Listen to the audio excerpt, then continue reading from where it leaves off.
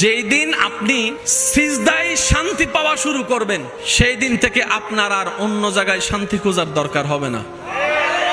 এখন অনেকে শান্তি খুঁজে মন খারাপ হলে গান শুনে, কিন্তু এক গান আজীবন ভালো লাগে। অনেকে মুভি দেখে, এক মুভি বারবার দেখতে ভালো লাগে।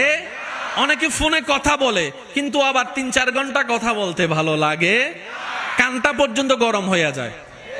অনেকে মন খারাপ হলে বিভিন্ন জায়গায় ভ্রমণ করতে যায়, কিন্তু সে জায়গাগুলো এক সময় আর ভালো লাগা কাজ করে।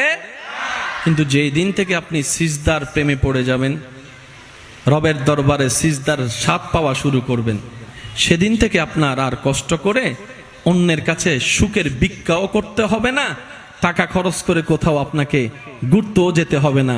যখনই মন খারাপ হবে, যাই নামাজটা বিছিয়ে রবের দরবারে সিজদায় পড়ে যাবেন, কপালটা আপনার মাটিতে লাগবে, নাকটা মাটিতে লাগবে, মুখে থাকবে সুবহানা রব্বিয়াল আলা। একটু আওয়াজ দিয়ে বলি সুবহানা রব্বিয়াল আলা।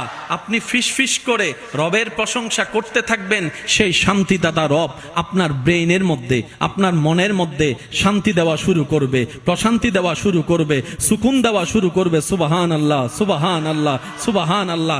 আপনি তখন বুঝতে পারবেন এই শান্তি কত জায়গায় খুঁজেছি, এই শান্তি পাওয়ার আশায়, সুখ পাওয়ার আশায় কতজনের দ্বারে ভিক্ষা, মায়ার ভালোবাসার ভিক্ষা করেছি, জীবনে কখনো পাই নাই এমন শান্তি যেটা রবের দরবারে সিজদায় গিয়ে শান্তি মিলেছে।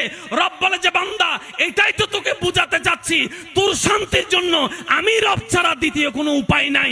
বাধ্য হয়ে ইন্না লিল্লাহি ওয়া ইন্না ইলাইহি রাজিউনের মাধ্যমে, কুল্লু নাফসিন যায়িকাতুল মউতের স্বাদ গ্রহণ করার মাধ্যমে একদিন আমাকে বাধ্য হয়ে আমার কাছে তোকে আসতে হবে।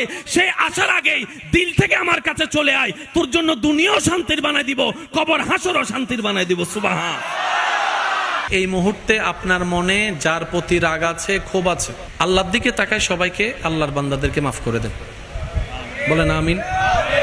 মাফ করতে পারেন না পারেন, অন্তত মুখে তো একবার বলি আমিন।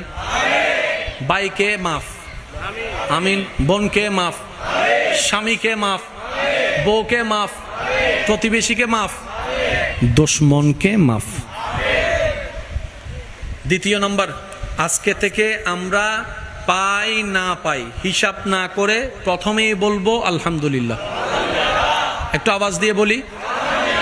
যদি জিনিস যেটা আমি চেয়েছি সেটা আমি না পেয়ে আমার শত্রু পায়, শত্রুর সন্তানে পায়, তাহলে সেটা দেখে আমি বলবো ডবল আলহামদুলিল্লাহ। পারবো ইনশাআল্লাহ? আরো জোরে বলি ইনশাআল্লাহ। পাই না পাই কোনো প্রকার প্রশ্ন ছাড়া, চিন্তা ছাড়া বলবো আমরা কি